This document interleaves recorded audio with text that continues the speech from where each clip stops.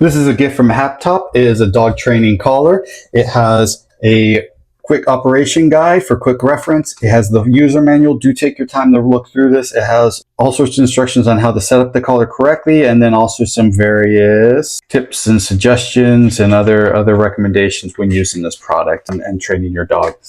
There is this little packet here, is a tool to tighten down the terminals on the collar itself, silicone covers. There are two different sizes, large and small. There is nothing on the back of the collar, so that's where these terminal pieces come into play. And again, there's a large and a small size and a silicone cover for both. The larger size would be for a dog with a thicker coat, and you need to make sure that that terminal reaches their skin and makes contact. This terminal piece is just for the safe shock feature, the electric shock feature. And so if you're not really using that, you don't really need to worry too much about the terminals. You'll notice there's a hexagon piece that's large for the larger terminal and the smaller, and that way you can make sure that it's down tight or to help you out with loosening it up. Power button here, and then otherwise is a very sleek design. You have adjustable straps on either end. That way you make sure that you get the proper size for your pet. There are lights on the top, so once I press and hold this button down, you'll notice it lights right up, and now I know it has power. The other unit that comes with this is the remote. There is a lock and unlock feature on the side here, so we'll move it in the unlock position, and you notice I'm on channel 1 or dog 1. I can press this button here and switch to dog 2 and bounce back and forth between the two different dogs, have two different settings. So if you have two different dogs, two different collars, you can work with both at the same time and switch between the two different pups at the same time. As far as the tool itself, it has metal wires underneath. So if I make contact with the terminals with those wires and then engage the shock feature, you'll notice it lights up, and that's my cue that that static shock is working. So what you can also do is, if you wish, and you're not a big fan of the static shock, you could dial it down to 0. Don't go too far. You'll go down all the way to the back end and go up to 99. But if I dial in the 0, and now if I engage the shock, you'll notice there is no shock. So there is no accidental pressing of the shock button because there is just nothing there. We'll dial it back up to 1 just for now. And if you notice, I press that shock button, it goes off. The second button here is not for the second dog. That is for a higher level setting. So this is your setting 1. This is your 1 setting plus 10% more. So it's 10% higher level.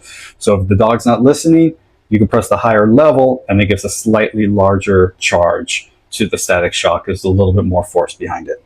Other features with this unit, you have a audible setting, and if I press this button, you'll notice the chime goes off. And if you wish, you can shuffle through the various chimes. These don't really change the volume level, they just change the sound of the chime that comes through. And then so from there, you can just dial into whichever chime you like best. You could use different chime settings for different dogs. That way, each dog has their own recognized sound that they respond to. So we'll just go back to the default here. And if you notice, if I keep pressing this dial button, I can keep shuffling through the units. So there's the chime settings. There's 8 different settings. There's the vibe. There's the shock. It can go up to 99. I don't recommend going that high. Usually probably about 5, 6 would probably be more than enough for a strong shock. I'll admit, I shocked myself with it. I set it to 1 and gave myself a shock. 1 is plenty strong. It's probably, from the way I would describe it, a very strong electric shock. Your buddy really dragged his soft feet across the floor and gave you really strong static shock. That would probably be the equivalent of the 1 setting. So just make sure you're careful. Start low, dial it in with your pet, and that way you don't just jump straight to an extreme setting. The other button here is for the vibration. So if I press this, you'll notice that the unit will vibrate. Right now it's set to 16, but you can go anywhere from a level 1 vibration all the way up to a level 16. If we go to 1, you'll notice it's a very small vibration with just a little bit of a light up cue. If we dial it up to 16, the other extreme, you'll notice a lot more of a vibration and a lot longer duration too. If I hold it down, it will go through a cycle of multiple chimes. But that is the remote setting.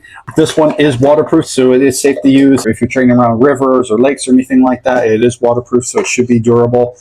There is a charger that's located in here. It's USB, the USB-Cs. What's nice about this one is USB to the outlet, and then that goes to a split for 2 USB-C type ends, and that way you can charge both the collar and the remote at the same time, which is kind of a nice little feature. The last item in this box is the leash or the collar for the remote. So if you're a fan of those, you can loop it in here so you can get it in cleanly and easily. There we go. And then have a nice little leash for that remote. And that way it's something that you can either hold on your wrist and don't have to worry about accidentally dropping it and losing it. You can loop it to something else. If you have a different lanyard, you can do just a different lanyard in there, anything you like. And then if you're worried about accidentally setting it off, you could switch to the lock feature, and then that way nothing will happen by accident. Switch to unlock. Oh, wait, excuse me. Let me stop from charging it so it works appropriately. But if I switch to the lock feature, right, I won't accidentally set it off in any way. If I unswitch it to the unlock position, and now let me turn it back on. So we're back on. If I have it unlocked, the nice thing about this one is you won't have to worry about accidentally pressing any buttons, setting off any vibrations, accidentally triggering your dog. But if I switch it to the unlock, this will now allow me to set off the audible cue, the vibration, and then if you need to escalate to that level, the shock feature as well. The